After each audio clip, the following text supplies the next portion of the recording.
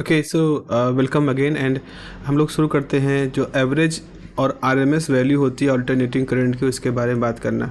इसके पहले वाले क्लास में बात हुई थी कि what do you mean by the average value and the RMS value. तो अगर हम कह रहे हैं कि हमारे किसी अल्टरनेटिंग करंट की एवरेज वैल्यू 1 एम्पियर है, इसका मतलब है कि जितना करंट मतलब जितना चार्ज ट्रांसफ़र वो अल्टरनेटिंग करंट कर रही है वो 1 एम्पियर की डीसी करंट के बराबर है। अगर हम कह रहे हैं कि हमारी अल्टरनेटिंग करंट का आरएमएस वैल्यू 1 एम्पियर है, इसका मतलब है कि वो अल्टरनेटिंग करंट उतना हीट प्रोड्यूस कर रही है जितना कि 1 एम्पियर की डीसी करंट प्रोड्यूस करेगी। तो आरएमएस वैल्यू और एवरेज वैल्यू इस तरह से अल्टरनेटिंग करंट के हमेशा हम डायरेक्ट करंट के साथ कंपेयर करके निकालते हैं। अब सवाल ये होता है कि कैसे हम कैलकुलेट करें एवरेज वैल्यू और आरएमएस वैल्यू कैसे कैलकुलेट करें। तो आप देखें यहाँ पर जैसे कि alternating current voltage is represented by some sinusoidal function. Sinusoidal function हमारा यूज होता है, यानी कि साइन फंक्शन जैसे आप देख रहे हो इसका यूज करते हैं। Omega T is the phase term, omega angular frequency है, टी टाइम है। और जो आपका जो तरीका होता है रिप्रेजेंट करने का, उसमें ये जो तरीका होता है, this is the I max, this is the maximum current, इसको हम कहते हैं एम्पलीट्यूड, इसको कहते हैं आई मैक्स है। तो यहाँ पर पहले करंट बढ़ती है, मैक्सिमम को लेती है, फिर जीरो जाती है, फिर मिनिमम को लेती है, फिर ऐसे बढ़ती है। तो जो I max sine omega T है, उस तरह से हम किसी पर्टिकुलर टाइम पर, जैसे मान लो कोई टाइम आपने ये लिया, कोई भी आप टाइम चूज कर सकते हो, किसी पर्टिकुलर टाइम पर जो करंट है उसका फॉर्मूला हो जाएगा I max sine omega T. ये आई की इंस्टेंटेनियस वैल्यू है। एवरेज निकालना है, एवरेज निकालने के लिए आप क्या करोगे, जीरो से लेकर के पाई तक, मान हम 2 पाई भी कर सकते हैं, तो उस समय हमारा इंटीग्रेशन 0 से 2 पाई हो जाएगा। तो हमने जो भी व्यवहार है, जो कि जैसा व्यवहार फर्स्ट हाफ में होता है वैसा ही सेकंड हाफ में होता है, तो इसीलिए हमने 0 से पाई तक इंटीग्रेट कर दिया।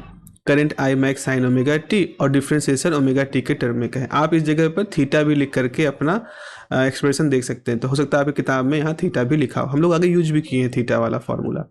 अब देखो आई मैक्स तो कांस्टेंट होता है, पाई तो कांस्टेंट है, बाहर आ गया। इंटीग्रेशन हुआ 0 से pi sine omega T D omega T के ऊपर।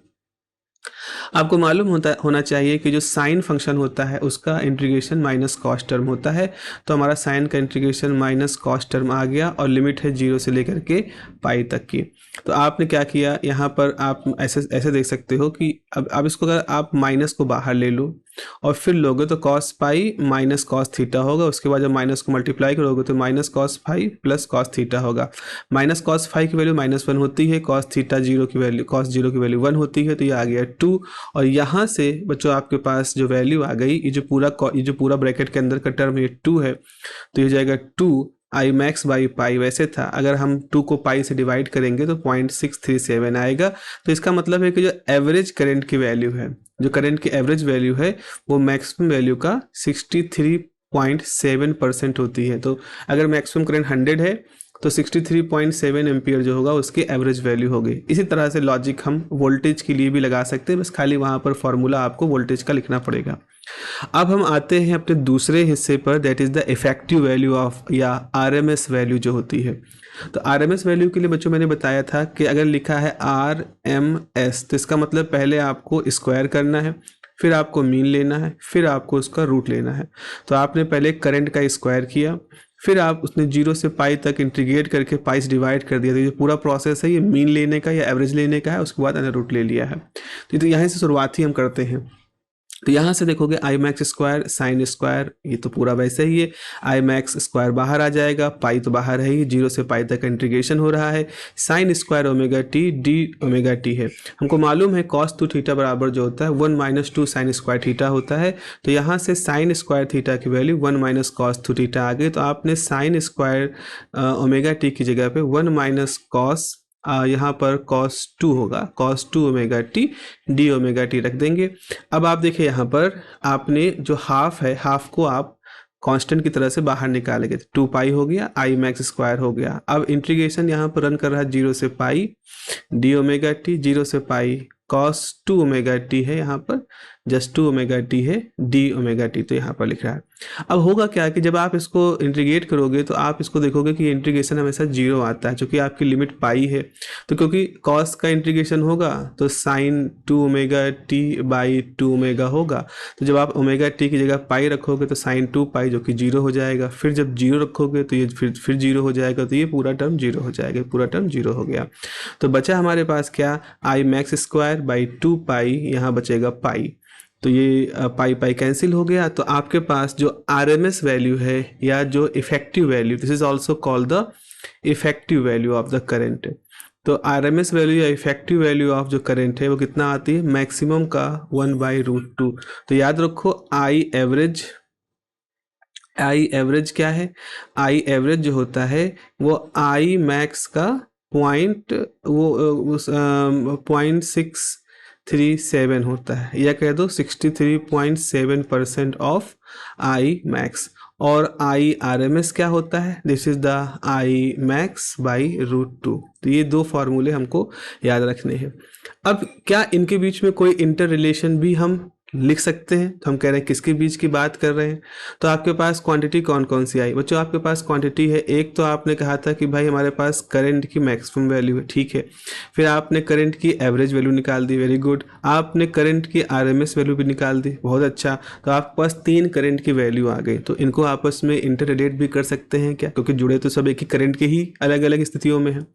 तो आपने यहाँ पे देखा है कि फॉर द ऑल्टरनेटिंग करंट या voltage 3 factors are of large importance, जैसे कि maximum value I max, average value I average and effective value I R M S.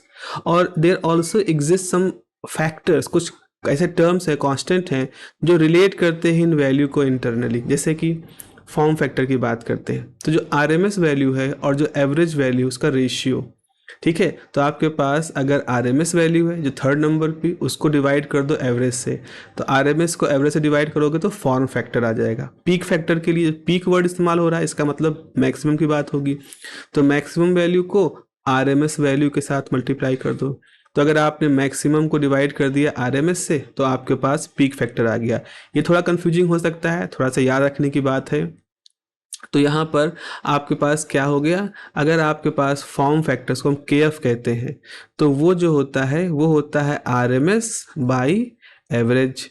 और उसके बाद अगर पीक फैक्टर KP कहते हैं तो वो होता है I मैक्स अपॉन RMS। तो इस तरह से 2 फैक्टर हमारे पास आ जाते हैं। तो अब अगर रिलेशन की बात करते हैं हम इनके बीच में निकालने की, तो हमें मालूम है कि आई एवरेज जो होता है फॉर करंट, जो आई एवरेज है वो कितना आया था, यही वैल्यू आई थी आई मैक्स बाई पाई बाई 2। अरे भाई पाई बाई 2 या 2 पड़ जाएगा तो 2 पाई बाई आई मैक्स, और 2 पाई ही तो 0.0637 होता है। तो हमने ऐसा लिख दिया। ऐसा लिखने का मकसद ये है जो कि हमारे पास डिवाइड करना है आरएमएस वैल्यू के साथ, √2 है, यहाँ 2 है, तो हमें मालूम है कि 2 जो है वो √2 इंटू √2 लिख सकते हैं। तो इसी लॉजिक से हम यहाँ पर कुछ कर रहे हैं। तो हमने जब KF निकाला तो आपका क्या किया, हमने आरएमएस वैल्यू को रखा, उसको एवरेज वैल्यू से डिवाइड कर दिया, आया पाई बाई 2 √2, जिसकी वैल्यू आ गई 1.1। तो आपके पास जो करंट है उसमें KF जो होता है 1.1 होता है। KF 1.1 होने का मतलब है कि जो आरएमएस वैल्यू है, जो इफेक्टिव वैल्यू है, वो एवरेज वैल्यू से बड़ी होती है, क्योंकि KF क्या है, KF है I RMS divided by I average. तो अगर KF की वैल्यू 1.11 है तो इसका मतलब है I RMS is 1.11 time I average. तो आई एवरेज छोटी है, तभी तो उसमें कुछ मल्टीप्लाई करोगे एक से बड़ा, तब वो आई आरएमएस के बराबर पहुंचेगी। तो एक तो ये वैल्यू आ गई। KP के लिए अगर आप रखोगे तो KP के लिए आप वही करो, आई मैक्स को आई आरएमएस से डिवाइड करोगे तो आई मैक्स कट जाएगा, √2 आएगा जो कि 1.414 होता है। तो इसका मतलब है कि जो आई मैक्स है अपॉन आरएमएस वैल्यू है, इसकी वैल्यू कितनी है 1.414। तो यानी मैक्सिमम वैल्यू जो होती है वो आरएमएस वैल्यू का 1.44 होती है, और आरएमएस वैल्यू जो है वो एवरेज वैल्यू का 1.11 होती है। तो इसका मतलब सबसे बड़ी करंट कौन सी होती है, मैक्सिमम करंट। उसके बाद नंबर 2 पे कौन सी होती है, आरएमएस। उसके बाद सबसे छोटी करंट कौन सी होती है, एवरेज करंट। तो ये एक तरह का अंदाजा आपको लग गया कि जो 3 तरह करंट हमने ली हैं उनमें किस तरह का म्यूचुअली आपस में कौन बड़ा कौन छोटा है, उसका एक आइडिया आपको यहाँ से मिल रहा होगा। चलिए एक एक और क्वेश्चन है जो आपसे पूछा जाता है, और वो क्वेश्चन इस तरह से है कि हाफ वेव रेक्टिफायर है हमारे पास। आपने इलेक्ट्रॉनिक्स में पढ़ा होगा कि हाफ वेव रेक्टिफायर क्या होते हैं। तो हाफ वेव रेक्टिफायर जो होता है बच्चों, ऐसे एक सिंगल पीएन जंक्शन डायोड का एक ऐसा डिवाइस होता है जिसपे हम इनपुट में एसी सिग्नल देते हैं और आउटपुट में डीसी सिग्नल हमको मिलता है।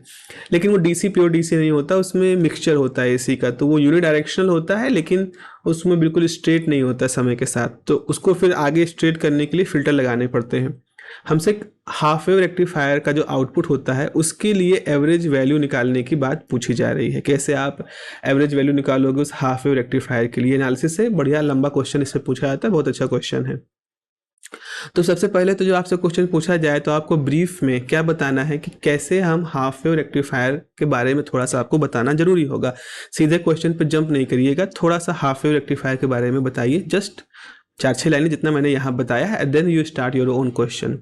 तो यहाँ पर बच्चों लिखा है कि when the full wave input signal, मतलब एक वेव सिग्नल की दोनों साइकिल से, यहाँ पे देखो एक ये प्लस साइकिल है, ये इसकी माइनस साइकिल, तो फुल साइकिल का मतलब एक पॉजिटिव हाफ एक निगेटिव हाफ। तो जो एक फुल इनपुट सिग्नल यानी दोनों हाफ साइकिल इंसर्ट किया जाता है in the half wave rectifier, the output appears only for the one half. तो आप देखो भाई ये हमारे पास हाफ वेव रेक्टिफायर, ये हाफ बॉक्स जो है हाफ वेव रेक्टिफायर है, इसमें हमने इंसर्ट किया अपना फुल वेव, लेकिन जो आउटपुट है वो क्या दिख रहा है, आउटपुट केवल पॉजिटिव हाफ के लिए दिख रहा है। नेगेटिव हाफ जो है इसका, नेगेटिव हाफ के लिए यहाँ पर आपको कुछ नहीं दिख रहा है, नो आउटपुट है यहाँ पर। तो हाफ वेव को हाफ वेव इसलिए कहते हैं क्योंकि वो इनपुट के केवल पॉजिटिव हाफ साइकिल के लिए ही आउटपुट देता है, नेगेटिव हाफ साइकिल के लिए वो कुछ नहीं देता है। तो अब यहाँ आइडिया क्या है, हमें एवरेज निकालना है। तो एवरेज निकालने के लिए तो here the key idea in the calculation of average value is as follow. समझे क्या है, एसी summation would be carried for the time for which current actually flow, यानी 0 से pi, but would be averaged for the whole cycle 0 से 2 पाई। नहीं समझ पा रहे हैं इसको तो जरा समझने का प्रयास करें। जैसे मान लीजिए आपके पास, फिर मैं बात करता हूँ, हमारे पास 3 दोस्त हैं, हमारे पास 3 दोस्त हैं जिनको चंदा देना है। तो एक दोस्त नंबर 1 है, 2 है, 3 है, 4 है, 5 है, 6 जो दोस्त हैं इनको चंदा देना है। एक ने दिया 10 रुपये, दूसरे ने दिया 10 रुपये, तीसरे ने दिया 20 रुपये, चौथे ने कुछ नहीं दिया, पांचवें ने कुछ नहीं दिया, छठे ने दिया 40 रुपए। ठीक है, 6 दोस्तों में से 2 ने 0-0 पैसा दिया तो इनका कंट्रीब्यूशन 0, इनका कंट्रीब्यूशन 0 या नहीं है। एवरेज निकालना है तो क्या करोगे, एवरेज के लिए आप क्या जोड़ोगे, 10, 10, 20, 20, 20, 40, 40, 40, 80, 80। डिवाइड किससे करोगे, तो डिवाइड करने के लिए आपके पास 2 रास्ते हैं। क्या हम केवल उन्हीं लोगों को डिवाइड में शामिल करेंगे जिन्होंने चंदा दिया है, तो ऐसे तो 4 लोग हो जाएंगे, लेकिन 2 लोगों ने भी चंदा दिया है, 0 रुपए दिया, ऐसे समझ लो। तो यानी कि भले ही इन 2 लोगों ने नहीं दिया है यहाँ पर कंट्रीब्यूशन, लेकिन एवरेज जब निकालेंगे तो हम 6 लोगों को कंसीडर करेंगे, बिकॉज हमारे सैंपल में शुरू से हमने कहा था कि हमारे पास 6 दोस्त हैं, 6 दोस्तों के लिए बात करनी है। अगर इन लोगों ने दे दिया होता तो ये न्यूमरेटर थोड़ा बड़ा हो जाता, लेकिन नहीं दिया है तो न्यूमरेटर छोटा है, बट हम 6 को कंसिडर करेंगे। यही लॉजिक यहाँ पर भी लग रहा है। जैसे AC summation would be carried for the time for which current actually follows, तो असल में करंट तो 0 से लेकर के पाई तक फॉलो कर रही है। जो इसका आउटपुट है हाफ वेव रेक्टिफायर का वो सिर्फ 0 से पाई तक है, लेकिन हमने इनपुट तो पूरा लगाया था ना 0 से 2 पाई। वो तो इस हाफ वेव रेक्टिफायर के अंदर का जो रेक्टिफायर का अरेंजमेंट है, डायोड का अरेंजमेंट है, उसने ऐसा गड़बड़ कर दिया कि उसने आधी करंट को पास कराया, आधी को खा गया या क्वेंच कर दिया। तो यहाँ पर यही चीज हमारा सबसे बड़ा मेन पॉइंट है। देखिए मैथमेटिक्स में इसका असर कैसे पड़ता है। इसे एवरेज निकालना है, तो एवरेज निकालना है आपको, तो आपने करंट को इंटीग्रेट किया 0 से पाई तक। क्यों, क्योंकि आप एक्चुअल में आउटपुट जो है वो आपका सिर्फ 0 से पाई तक ही है, लेकिन डिनोमिनेटर आपने 2 पाई लिखा, क्योंकि आपने जो इनपुट लगाया था, जो आपने इस आउटपुट के करस्पॉन्डिंग जो इनपुट लगाया था वो ऐसे लगाया था। अब यहाँ क्या हो रहा है, इनपुट तो हमारा 0 से 2 पाई तक पूरा लगा था, लेकिन आउटपुट केवल इतने हिस्से का आया, तो हमने न्यूमरेटर में 0 से पाई तक इंटीग्रेट किया, लेकिन डिनोमिनेटर में हमने एवरेज पूरा 2 पाई ले लिया है। ठीक है, इस तरह से आई मैक्स हो गया, साइन थीटा हो गया। अब आपने वैल्यू रख दी, अब यहाँ पर सिंपल तरीके से आपका सारा वैल्यू आते चली जाएगी। यहाँ से आई मैक्स, आई एवरेज जो है वो आई मैक्स बाई पाई आ जाएगा। पिछली बार क्या था, पिछली बार आया था I max 2 pi, I max निकला था मतलब जब हमारी नॉर्मल फुल वेव नॉर्मल तरीके से निकाल रहे थे, लेकिन हाफ वेव में क्या हुआ, ये 2 1 में कन्वर्ट हो गया तो आई मैक्स बाई पाई आ गया। इतना याद रखिएगा। तो हाफ वेव रेक्टिफायर के लिए जो एवरेज करंट होती है वो आई मैक्स बाई पाई होती है, कम होती है। आई आर एम एस निकालने के लिए भी वही काम होगा। अब आपके पास करंट का स्क्वायर आप करोगे, उसको 0 से पाई तक इंटीग्रेट करोगे, एवरेज करोगे 2 पाई से, ये सब करोगे। मैथमेटिक्स सिंपल है, करते जाइएगा आप। यहाँ पर आप देखेंगे, यहाँ पर आपका जो आंसर आ रहा होगा वो इस बार आई मैक्स बाई रूट 2 ना करके आई मैक्स बाई 2 आया, क्योंकि यहाँ अंदर 4 है और 4 इसलिए आया क्योंकि आपने पूरा इंटीग्रेशन 2 पाई पे किया है, लेकिन न्यूमरेटर में आपने 0 से पाई लिया है। तो अगर हम इस तरह से ये निकाल लिए हैं तो हम इनका फॉर्म फैक्टर भी निकाल सकते हैं। तो I max by R M S होता है, आई मैक्स की वैल्यू रखी, आई मैक्स बाई 2 है आपका आर एम एस, तो यहाँ पर फॉर्म फैक्टर 2 आया है। और अगर पीक फैक्टर की बात करोगे तो पीक फैक्टर जो है आर एम एस और एवरेज का रेशियो होता है, I max by root 2, I max by pi निकालोगे 1.57 आपको यहाँ पर मिलेगा। इस तरह से आपने यहाँ पर कुछ वैल्यूज़ कैलकुलेट कर ली। ये अच्छा क्वेश्चन है, पूछा जाता है आपसे एग्जामिनेशन के पॉइंट ऑफ व्यू से, बहुत ही ज़्यादा महत्वपूर्ण है, बहुत ही ज़्यादा रिलेवेंट है। चलिए आगे बढ़ते हैं। एक और क्वेश्चन जो आपसे पूछते हैं अक्सर क्वेश्चन के फॉर्म में कि एनालिसिस करिए ट्रायंगुलर वेव और स्क्वायर वेव के लिए। स्क्वायर वेव आपके पास जैसे साइनसॉइडल वेव होती है, ऐसे ट्रायंगुलर वेव होती है, ऐसे ही और भी तरह की वेव होती है। तो अगर हम स्क्वायर वेव की बात करें तो सवाल ये है कि स्क्वायर वेव को लिखेंगे कैसे। तो आप देख रहे हो यहाँ पर स्क्वायर वेव जो है, स्क्वायर वेव में क्या है, एकदम से करंट बढ़ती है, ठीक है, और फिर उतनी ही बनी रहती है, फिर पाइप एकदम से शार्पली 0 हो जाती है, फिर उसी पे 0 होके हुए पार करके निगेटिव में जाती है, फिर निगेटिव में बनी रहती है और फिर 2 पाई पे शार्पली होती है और फिर आगे ऐसे करके फिर आगे चली जाती है। तो यहाँ पर चूंकि इसका साइनोसॉइडल शेप नहीं है, साइनोसॉइडल शेप कैसा होता है, साइनोसॉइडल शेप ऐसा होता है, यहाँ से उठती करंट, यहाँ कुछ मैक्सिमम लेती है, फिर यहाँ से होते हुए ऐसे जाती है, फिर यहाँ से होते हुए ऐसे निकलती है। लेकिन ये टॉप, ये एक स्क्वायर वेव है। तो स्क्वायर वेव में आप देखते हो कि 0 से लेकर के पाई एंगल तक ये वैल्यू आई मैक्स पर ही बनी हुई है। तो आपका थीटा का जो वैल्यू है पाई से कम और 0 है तो आई मैक्स पे बना है, यही एक तरीका है। और अचानक से पाई से 2 पाई ये माइनस आई मैक्स हो जाता है। हमें 0 से पाई तक ही अपनी सारी बातचीत करनी है। तो एवरेज लेने के लिए आपने क्या किया, एवरेज लेने के लिए आपने 0 से पाई तक रखा और 0 से पाई पे एवरेज भी किया, क्योंकि आप सिर्फ हाफ के लिए एवरेज नॉर्मली निकालते हो तो ऐसे भी कर रहे थे। हमने पाई को लिया, पाई के साथ देखा, तो यहाँ पर आई मैक्स ही केवल आएगा, आई की वैल्यू है, साइन तो है नहीं क्योंकि वो तो स्क्वायर वेव है। तो यहाँ से आपके पास जो आई एवरेज है, आई एवरेज वही होगा जो आई मैक्स है। ये लॉजिकली भी सही है, क्योंकि भाई एवरेज क्या, जैसे मान लो आपने कहा भाई 3 दोस्त हैं, 1 2 3 4 5 6 दोस्त हैं, इसने दिया 100 रुपया, 10 रुपया, इसने दिया 10 रुपया, 10 रुपया, 10, सबने 10 रुपया दिया, तो कितना रुपया हो गया 60/6। तो एवरेज कितना आया 10। तो आपने देखा क्योंकि सबने बराबर मात्रा में 10 रुपए दिए थे, इसीलिए एवरेज भी 10 आया। तो यहाँ पे देखो हर टाइम पे अगर आई मैक्स बनी है करंट, हर टाइम पे आई मैक्स करंट बनी है, तो जब इसका मैक्सिमम, जब इसका एवरेज निकालोगे तो वही रहेगा जो मैक्सिमम बनी है। तो आई एवरेज आई मैक्स के बराबर है। आई आर एम एस की वैल्यू निकालो भाई, इफेक्टिव, ये क्या होती है, इफेक्टिव वैल्यू होती है। अब भाई खुद ही सोचो, अगर चेंज नहीं हो रहा है, अगर कोई चीज़ करंट चेंज नहीं हो रही, जो है वो एक पूरे हाफ साइकिल में वही बनी है, फिर निगेटिव हाफ साइकिल में उतनी ही बनी है, तो आप देखोगे यहाँ पर आई स्क्वायर रखोगे, सारा गुणा गणित करोगे और सब कुछ करके देखोगे। आई वुड सजेस्ट कि आप करके देखिएगा, आई आर एम एस फिर आई मैक्स के बराबर आता है। तो इस तरह से भी याद रखना है कि स्क्वायर वेव जो होती है, स्क्वायर वेव के लिए हम ये पाते हैं कि हमेशा जो इसके एवरेज वैल्यू है और उसकी जो आर एम एस वैल्यू है, ये दोनों इसकी मैक्सिमम वैल्यू के लिए बराबर होती है। तो इससे पहले वाले पोर्शन में बच्चों जहां आपने देखा था कि हमने करंट के बीच में एक रिलेशन बताया था कि सबसे बड़ी मैक्सिमम करंट, फिर उससे छोटी आर एम एस करंट, फिर सबसे छोटी एवरेज करंट। लेकिन अगर स्क्वायर है तो चाहे आपकी मैक्सिमम करंट हो, चाहे आपकी आरएमएस करंट हो, चाहे आपकी एवरेज करंट हो, ये सब आपस में इंटरनली बराबर हो जाते हैं।